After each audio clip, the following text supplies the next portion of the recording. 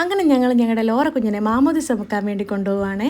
ഇതാണ് ഞാൻ ലോറയ്ക്ക് വേണ്ടി ഡിസൈൻ ചെയ്ത ബാപ്റ്റിസം ബോക്സ്. 6:30 തുടങ്ങുന്നത് പോലെയായിരുന്നു പള്ളിയിലെ ചടങ്ങുകളൊക്കെ ക്രമീകരിച്ചിരുന്നത്. നമ്മൾ ഒട്ടും സമയം കളയാതെ തന്നെ എത്തി. ആള് വളരെ കൂളായിട്ട് തന്നെ നിൽക്കുന്നുണ്ടായിരുന്നു.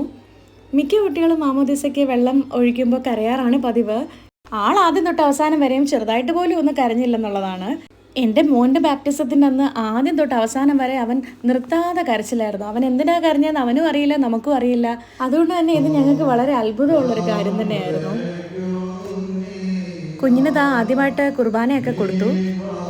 അങ്ങനെ ലോറയ്ക്ക് ക്രൈസ്തവ സഭയിൽ ഒരു അംഗത്വം ലഭിച്ചിരിക്കുകയാണ് മാമോദീസയിലൂടെ.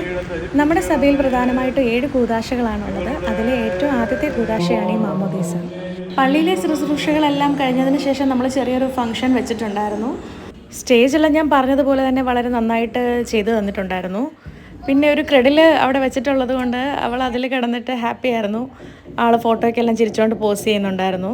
പിന്നെ നമ്മൾ പ്രാർത്ഥിച്ചതിന് ശേഷം കേക്ക് കട്ട് ചെയ്തു.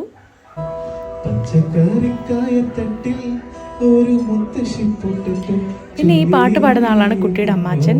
സോ ഇവൻ പാട്ട് പാടാൻ പോയതുകൊണ്ട് തന്നെ എനിക്ക് അധികം വീഡിയോസ് ഒന്നും പിന്നെ കിട്ടിയില്ല. കാരണം എൻ്റെ വീഡിയോഗ്രാഫർ അവനായിരുന്നു.